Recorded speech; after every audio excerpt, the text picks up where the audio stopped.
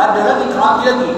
Tapi Nabi kata, "Hei, bila aku dengar suaramu, aku dengar tapak kaki dari syurga. Apa amalanmu?"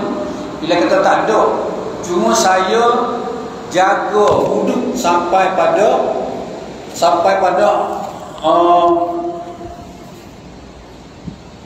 lama masa, sampai sepanjang masa ada. Begitu maksudnya. Hadirin semua, kalau tak boleh sekarang bila pun kita buat istiqamah tiap-tiap malam, biar boleh tahan wuduk daripada maghrib ambil di rumah tadi sampai balik baru batal. Tak apa dah. Hadirin semua, begitulah amalan kita yang dinamakan amalan soleh kita. Ajar-ajar, kata mula arwah Tok Selehong, ajar-ajar buat baik diri kita sendiri, latih diri kita. Kalau kita tak latih, siapa nak latih? Hadirin semua, insya-Allah pada malam ini kita menyambung tafsir surah Yunus, akhir dah ayat yang ke-104 dan 105. InsyaAllah malam ini kita habiskan, ya. Kita akan masuk surah Hud pula. Tuhan kata dalam surah Yunus ayat yang 104, "Qul ya ayyuhan nas in kuntum fi syakkin min dini fala a'budul ladzina fala a'budul ladzina ta'buduna min dunillah walakin a'budullah allazi yatawaffakum wa umirtu an akuna minal mu'minin." Katakanlah, hei manusia, jika kamu masih ragu-ragu tentang agamaku, maka ketahuilah aku tidak menyembah yang kamu sembah selain Allah, tetapi aku menyembah Allah yang akan mematikan kamu, dan aku telah diperintah supaya termasuk orang-orang yang beriman. Hadirin semua, katakanlah wahai Muhammad, Allah berfirman, suruh Nabi kata, apa dia? Hei manusia, wahai penduduk Mekah, jika kamu masih dalam keraguan tentang agamaku Islam, maka ketahuilah aku tidak menyembah yang kamu sembah selain Allah, yakni patung-patung berhala. Nabi tak sembah, Nabi tak suruh sembah pun patung-patung berhala. Walakin a'budullahu allazi yatawaffakum, tetapi aku menyuruh, kata Nabi, menyuruh menyembah Allah yang akan menyatikan kamu, yang akan yang akan meragup roh kamu dan menghidupkan kamu kembali setelah kematian kamu. Hadirin semua, Nabi wayak, Nabi dakwah kepada penduduk Mekah yang belum Islam supaya berhenti sembah berhala. Sembah berhala, ada satu berhala namanya Al-Uzza, Al-Lata. Dia terletak di keliling Kaabah. Nawayahnya buahnya sembah berhala, depan Kaabah sendiri letak berhala. Dululah sebelum Nabi dibangkitkan menjadi Rasul. Nabi kata, aku tak sembah berhala-berhala kuasa-kuasa itu. Allah ta'ala Musa, tidak. Tapi sembahlah Allah yang akan mematikan kamu, yang akan mencabut roh kamu dan akan menghidupkan kamu setelah mati. Ini orang musyrik Mekah, dia tidak percaya ni, sebab dia kata kalau mati tak ada lah. Jadi abuang jadi tanah. Dok, Nabi kata, bukan jadi tanah. Betul jadi tanah, tapi sementara saja. Lepas pada tu akan hidup balik, akan disoal, akan dihisap, akan ditentukan ke syurga ke neraka. Nabi ajak semua penduduk dunia, penduduk Mekah, siapakah hari ini, supaya menyembah Allah, memeluk agama Islam, selamat. InsyaAllah selamat. Tuhan akan masukkan ke dalam syurga. Hadirin semua, wa umirtu an akuna minal mu'minin, dan aku telah diperintah supaya termasuk orang-orang yang beriman, supaya sama dengan orang-orang yang mukmin dalam agama mereka. Wa aqim wajhaka lid-dini hanifa, dan aku telah diperintah hadaplah mukamu dengan agamamu. Maksudnya ikhlaslah agama, ikhlaskan agama dan amal ibadatmu hanya untuk Allah. Hanifan, dengan tulus dan ikhlas, serta berserah diri pada Allah wa takuna minal musyrikin, dan janganlah kamu termasuk orang-orang yang musyrik. Janganlah kamu bersama dengan orang-orang yang musyrik dalam agama mereka. Hadirin semua, mama nak malu tadi kusuk haji dia cerita, mama dengar penceramah tu kata,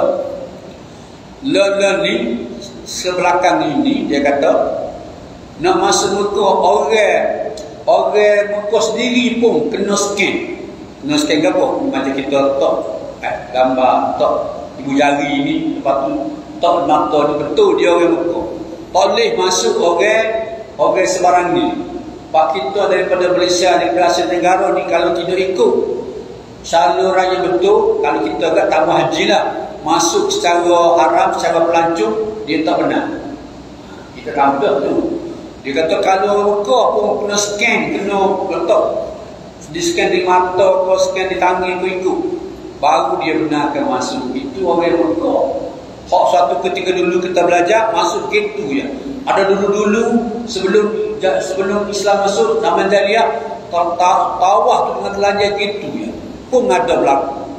Tapi lah ni hadirin semua, ikut penceramah Tabaji tadi, dia kata nak masuk dalam kawasan tawah tu pun kena scan. Begitu rumit lah keadaannya katanya. Tengoklah kapal macam mana dah. InsyaAllah tahun ni arah-arahnya tu yang akak lama pergi Mekah, boleh royak cerita. Lagi mana betul kena scan, kena finger apa? Ibu jari ke mana dah. Ada ni semua. Jadi royaknya peristiwa ini berlaku lama dah. Orang yang masih belum memeluk Islam, dia tak yakin. Tetapi hari ini hadirin semua, berjuta-juta manusia pergi ke Mekah untuk buat haji dan umrah. Sampai tambah rumah tuan-tuan. Kalau kita pakai T20 pasal 33,000. So, kalau M20 19,150. Tahun apa? Tahun tak lagi. Hobby 40 SMU 12,000. Orang B20, B40 tengah. Tapi kan B40 ni biasa ketua-ketua warga mah belaka. Hadirin semua ni. Baik. Sambung ayat 100 ni, wala tad'u min dunillah ma la yanfa'uka wala yadurruka fa in fa'alta fa innaka minaz zalimin. Dan janganlah kamu sembah apa-apa yang tidak memberi manfaat selain Allah, dan tidak pula memberi manfaat mudarat kepadamu. Sebab jika kamu buat yang demikian itu, maka sesungguhnya kamu kalau begitu termasuk orang-orang yang zalim. Ni ayat Quran turun lama dah lah. Ni ada lagi ke? Ada tuan-tuan. Cuma kita tak tahu. Macam cerita dah dulu, satu ketika dulu, cerita di kampung Gelemah. Ada lagi kepercayaan kaum. Siapa orang kampung Gelemah sendiri dia tahu cerita tu. Ada lagi jenis puja-puja, jenis tidak syariah betul lah. Tu pengaruh Hindu, pengaruh syirik lagi ni. Dia kata wala tad'u, jangan kamu sembah, janganlah kamu menyembah selain daripada Allah yang tidak memberi manfaat apa-apa pun pada diri kamu selain Allah, dan di akhirat, di dunia dan di akhirat. Jika kamu sembahnya, wala yadruka, dia tidak pula memberi mudarat padamu, tak bekas gapo pun. Jika kamu tidak menyembahnya, fa'in fa'alta, jika kamu berbuat yang demikian itu, kamu sembah juga, fa'innaka minaz zalimin. Kalau kamu buat juga, sembah juga berhala ataupun patung, fa'innaka idzal minaz zalimin, kamu menganiaya, termasuk orang yang menganiaya, menzalimi diri sendiri. Tuhan kata, orang sembah Tuhan selain Allah, menganiaya diri sendiri. Macam dia cerita dah beberapa ketika dulu dah, ada seorang Cina lawa lah disebut ketik ni di kembah kampung anak, kampung kat Tumpang. Dia semua patung, maksudnya saya dah orang yang comel, orang yang sihat molek, tapi sebuah patung. Maka rugi sangat dia telah menzalimi diri dia sendiri. Berapa ramai orang memecah ke dia pun dia tak ira. Kau ada sembah patung dulu. Jadi dia menzalimi diri sendiri dah. Tak tahu harga diri dia. Wa in yamsaskallahu bidurrin fala kashifa lahu illa hu. Wa in yuridka bi khairin fala rada li fadlihi yusibu bihi man yasha'u min ibadihi wa huwal ghafurur rahim. Jika Allah menimpakan sesuatu kemudaratan kepada kamu, jika Allah memberikan kepadamu bencana dan hal yang tidak kamu sukai, fala kashifa lahu, maka tidak ada yang dapat menghilangkannya, maka tidak ada yang boleh menyingkirkan bencana itu. Hadirin semua, kalau kita diberi mudarat, kita diberi musibah, siapa yang boleh menghilangkan itu kecuali Allah Ta'ala? Tak lain tak bukan Allah Ta'ala yang boleh menyingkirkan bencana itu. Tidak ada yang boleh menghilangkannya, tidak ada yang boleh menyingkirkan bencana itu illahu, kecuali Dia. Hadirin semua, kita pernah hidup beberapa lama dulu, waktu muda, waktu kita sehat, cuba perhati gapo kejadian yang berlaku pada kita, akhirnya macam mana? Mungkin tuan-tuan tak faham maksud saya tau. Tapi cerita ni gini, dulu kita macam mana nak membesarkan anak, susahnya. Kemudian nak menyekolahkan anak pun susah juga. Terpaksa pindah sekolah, terpaksa atur sekolah. Kemudian nak lepas habis sekolah menengah, nak atur pula anak ke sekolah universiti, ke peringkat lebih tinggi, pun susah juga lah ke mana. Terpaksa beli tiket bah, beli kereta, sewa kereta, ataupun buat hantar anak ke Kuala Lumpur, ke universiti mana tu, susah. Bila dia tamat belajar, nak masuk kerja pula, pun cari kerja pula dia, susah juga hati kita. Nak kayaknya macam mana tu kesusahan tu kita tangguh. Bila kita dah tua ni, dah bersara ni, dah lama ni, kita cuba renung apa kejadian yang Allah Ta'ala letak pada kita daripada kita muda, belum kahwin, kemudian berkahwin, boleh anak, bersekolah ke anak sampai kerja, dah ni kita dah ada cucu, dah bersara lama dah. Cuba tengok, siapa yang boleh memberikan musibah, siapa yang boleh memberikan ujian, cubaan itu, kecuali Allah Ta'ala. Yang kita renung-renung, gini akhirnya aku tua dah, anak-anak besar-besar berapa cucu. Dulu aku pernah melalui jalan-jalan itu susah.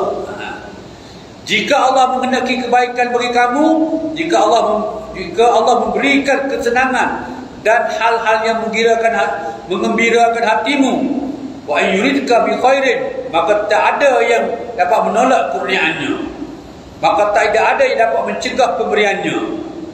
Dia memberikan kamu kebaikan itu, Dia melimpahkan rahmat khusus kurniaannya kepada kamu, kepada siapa yang Dia kehendaki di antara hamba-hambanya yang berusaha untuk mengolehinya. Wa huwal ghafurur rahim, Dialah yang Maha Pengampun, Dialah yang Maha Bertaubat, Dialah Maha Penyayang, Dialah yang orang yang mati dan keadaan telah bertaubat kembali kepada Dia. Hadirin semua, Allah Ta'ala beri rahmat, kebaikan pada kita. Banyaknya rezeki Tuhan bagi kita. Cuba kita renung masing-masing dah. Dulu kita tak ada isteri, ada isteri. Dulu kita tak ada suami, ada suami. Dulu kita tak ada anak, ada anak. Boleh anak berjaya pula, siapa beri tu tuan-tuan? Tak lain tak bukan ialah Allah yang beri. Patut tak kita bersyukur? Patut. Daripada kita tak ada kaum satu, siapa lagi kita ada anak pinak, cucu cicit ramai tu. Hari mana tu tuan-tuan? Kalau tidak, Allah Ta'ala yang bagi. Memang usaha kita berusaha, bergerak, bekerja, berusaha siang malam, tapi izin pergerakan siapa yang berizinkan? Macam kata Ustaz Badri Syahluddin, dia kata, jangan kata usaha aku, jangan kata kekayaan aku. Tak, letak Allah dulu nombor satu, kata dia. Allah yang beri rahmatnya, Allah yang beri kurniaannya, Allah yang memberikan kegembiraan hati. Tak ada orang yang boleh menolak kurniaannya. Kita doa siang malam, para ibu bapa, doa kejayaan anak-anak siang malam. Hadirin semua, aku nak coba satu contoh kejadian yang menimpa anak ambo. Anak cerita lah, dia nak ambil periksa, mau orang yang periksa aku masuk anak ambo. Dia nak ambil periksa ke apa? Periksa bukan periksa SPM, periksa ke apa tak. Nak ambil periksa ujian memandu. Anak ni bijak juga lah SPM, dia pandai juga tak. Tapi waktu dia nak ambil ujian memandu, kayak tes tu, pergi kali pertama tak lulu, pergi kali kedua tak lulu lagi. Anak risau, apa tak lulu? Waktu SPM boleh lulu. Ada orang yang banyak subjek ni, periksa ambil ujian memandu tak lulu. Dia kata, Abah, saya tak royak ke apa, saya tak royak ke umi. Apa mu tak royak marah kita ni? Tak ingat dia kata. Pandai muda, tak ingat. Patut pun ya, kita pun tak rasa juga. Bila dia royak gitu, kali yang ketiga tu dia ambil lagi, dia royak. Saya pun doa, bangun tengah malam, pagi saya buat lagi. Nak periksa ujian mandu je. Nak royak dengan ibu bapa antara semua ni. Doa kami sekeluarga suami isteri, alhamdulillah. Dulu pagi tengah dia perlu saya, lepas balik tengah itu, pak dulu dah. Alhamdulillah saya kata. Itulah guna royak kabar baru doa kami mengiringi kau kejayaan kamu. Ya Pak dia kata. Lain kali saya royak. Hadirin semua, kita doa untuk anak kita. Dan satu lagi, hadirin semua menerusi juga. Pengalaman seorang pengetua Mahat Pasimah. Dia cerita bagi waktu dia mengintimidasi pada anak dengan di Pasimah.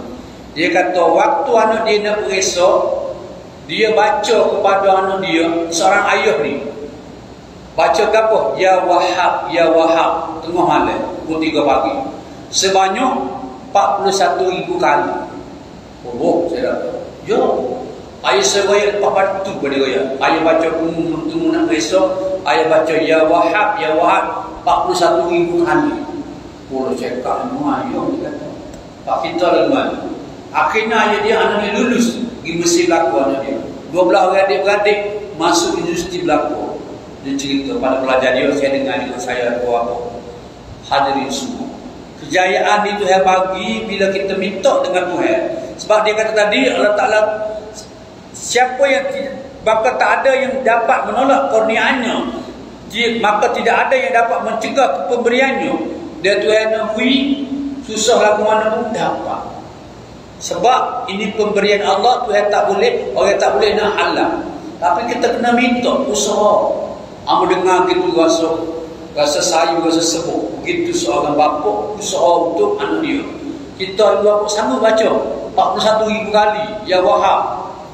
Rasa jaga dia boleh buat. Rahsia ni, rahsia orang berjaya, dia berkait dapat dengan doa ibu bapa.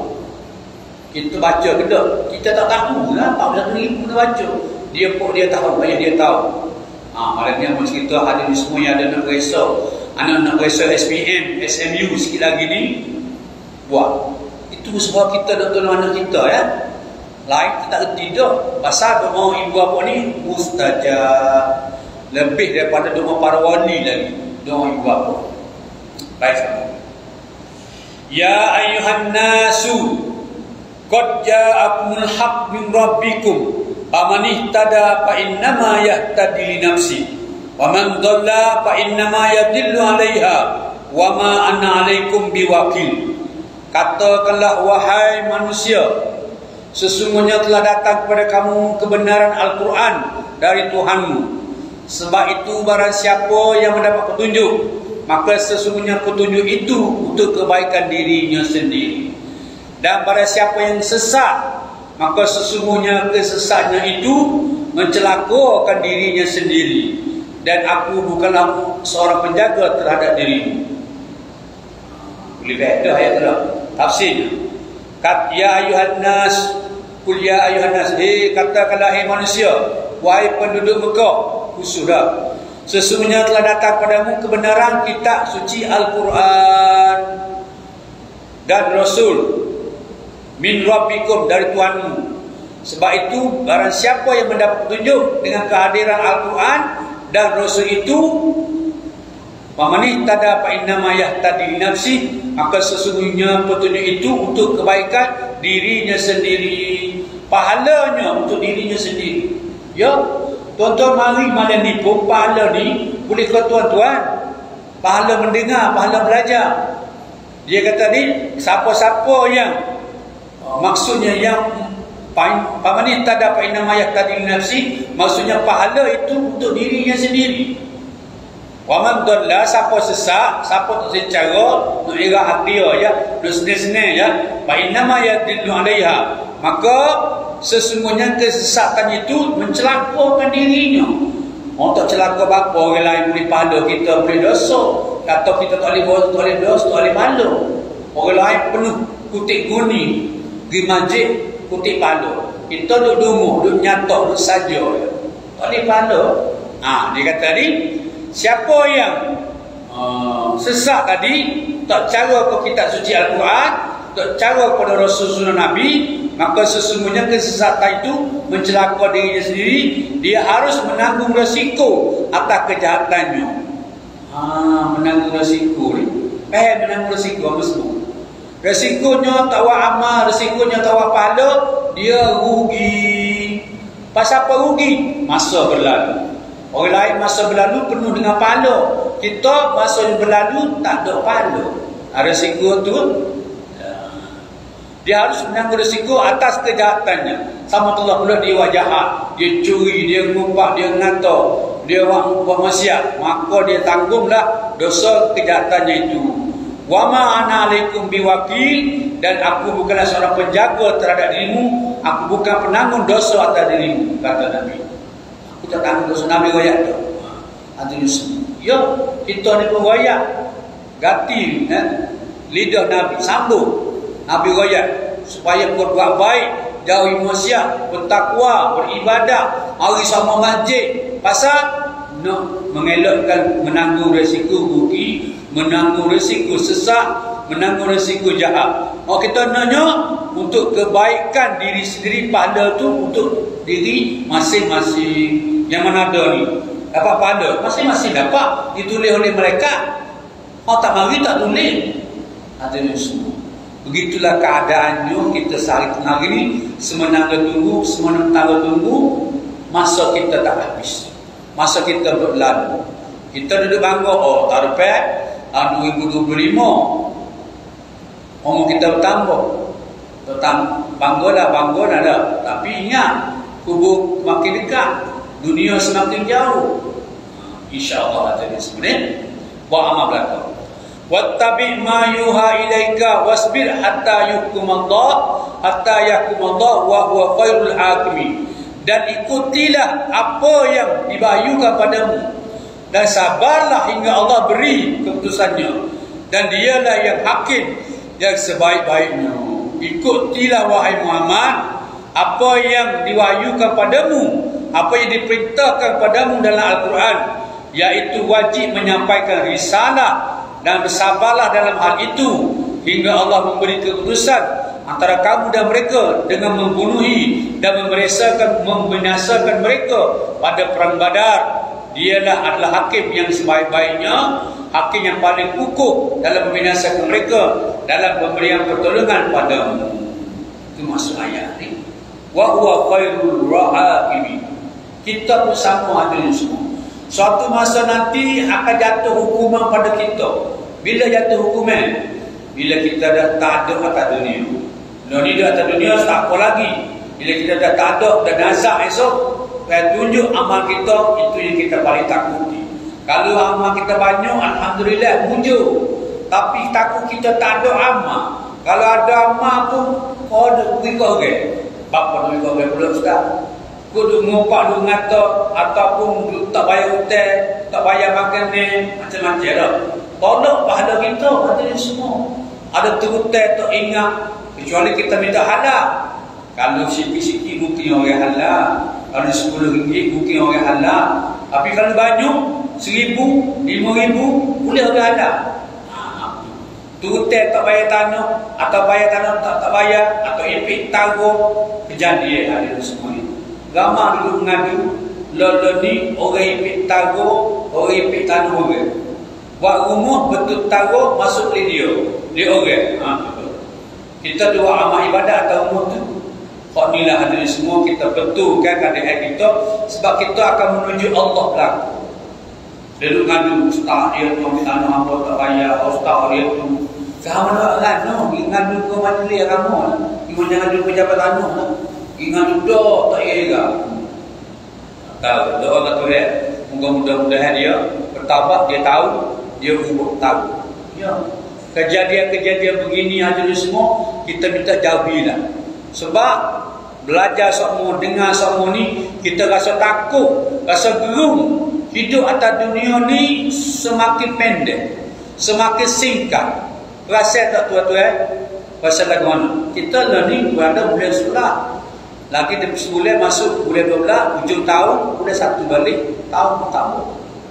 Jadi umur kita, banyak, tua kita. Cakap lagi kita nak bala hal kecil-kecil, hal lagu ni, hal tak sudah ni. Baik kita bertaubat, minta maaf dengan berlaku sahabat, buat amal. Kau Tuhan panggil bila-bila masa kita boleh balik, tenang. Boleh. Hadirin semua. Baik, habis surah Al-Yunus tadi dah. Hari ini kita masuk sikit masa lagi untuk baca surah Hud. Cerita surah Hud, Nabi Hud. Juzuk yang ke-12 hadirin semua. Kita baru baca juzuk yang ke-11 pasal tu. Ni juzuk yang ke-10, juzuk yang ke-11 surah Hud. Ayat pertama dia berbunyi Alif Lam Ra, kitabun uhkimat ayatuhu summa fussilat min ladun hakimun khabir. Alla ta'budu illallah innani lakum minhu nazirun wa basyirun. Dua ayat ni. Alif Lam Ra, inilah suatu kitab yang ayat-ayatnya disusun dengan rapi serta dijelaskan dengan terperinci, yang diturunkan dari sisi Allah yang Maha Bijaksana lagi Maha Tahu. Alla ta'budu illallah, jangan kamu sembah selain Allah. Innani lakum minhu nazirun wa basyir, sesungguhnya aku Muhammad adalah memberi peringatan dan pembawa kabar gembira kepadamu daripada Allah. Nabi royak Al-Quran ini sebuah kitab, ayat-ayatnya disusun dengan rapi. Maksudnya dia telah diteguhkan ayat-ayatnya dengan hukum halal haram, perintah dan larangan hingga tidak mengalami penggantian hukum. Nasah masuk. Summa fussilat minha ladun hakim, dijelaskan secara terperinci, diturun dari Allah yang Maha Bijaksana.